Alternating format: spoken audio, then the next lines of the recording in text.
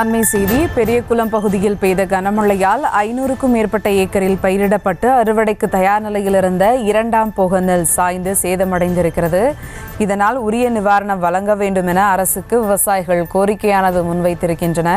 இது குறித்த கூடுதல் விவரங்களோடு இணைகிறார் செய்தியாளர் பாலாஜி. வணக்கம் பாலாஜி, விவரங்கள். சுபா, தேனி மாவட்டத்தில் உள்ள பெரியகுளம், தாமரைக்குளம், ஜெயமங்கலம், மேல்மங்கலம், கீழவடகரை, சில்வார்பட்டி, கெங்குவார்பட்டி ஆகிய பகுதியில் பார்த்தோம்னா ஒரு 5000 ஏக்கர் பரப்பளவில் நெல் சாகுபடி செய்யப்பட்டு வருகிறது. குறிப்பா பார்த்தோம்னா இந்த பகுதியில ஆற்று பாசனம் இல்லாத நிலையில விவசாயிகள் கண்மாய் நீரை நம்பிய இந்த பகுதியில விவசாய பாசனம் செஞ்சுட்டு வராங்க. இந்த சூழல பார்த்தோம்னா தற்போது 2ஆம் போக அறுவடை பணிகள் இந்த பகுதியில நடைபெற்று வருகிறது. குறிப்பா பார்த்தோம்னா தாமரைக்குளம், ஜெயமங்கலம், மேல்மங்கலம் உள்ளிட்ட பகுதிகளில் ஒரு 15 நாட்களாக 2ஆம் போக நெல் அறுவடை பணிகள் நடைபெற்று வந்த சூழல்ல பெரியகுளம் மற்றும் அதன் சுற்று வட்டார பகுதியில் கடந்த 2 நாட்களாக மழை பெய்து வந்தது. இதனால அறுவடைக்கு தயாரான நெற்கள் எல்லாமே பார்த்தோம்னா சாய்ந்து மண்ணாக ஒட்டி விட்டது.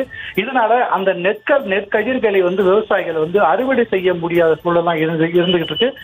உரம் விலை மற்றும் நீர் பற்றாக்குறை போன்ற பல்வேறு பிரச்சனைக்கு இடையில இந்த பகுதி விவசாயிகள் நெல் சாகுபடி செய்த நிலையில தற்போது இந்த மழையின் காரணமாக நெற்பயிர்கள் எல்லாமே சாய்ந்து உள்ளதால் இந்த பகுதி விவசாயிகள் கடுமையாக பொருளாதார ரீதியாக கடுமையாக பாதிக்கப்பட்டிருக்காங்க. எனவே இந்த பகுதியில பாதிப்பு ஏற்பட்ட நெல்லுக்கு அரசாங்கம் உடனடியாக நிவாரணம் வழங்க வேண்டும் என அந்த பகுதி விவசாயிகள் கோரிக்கை விடுத்திருக்காங்க. சுபா,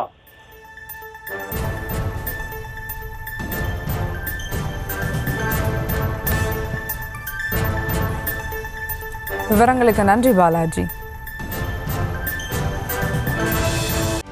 செய்திகளை உடனுக்குடனும் துல்லியமாகவும் தெரிந்து கொள்ள சப்ஸ்கிரைப் பண்ணுங்க.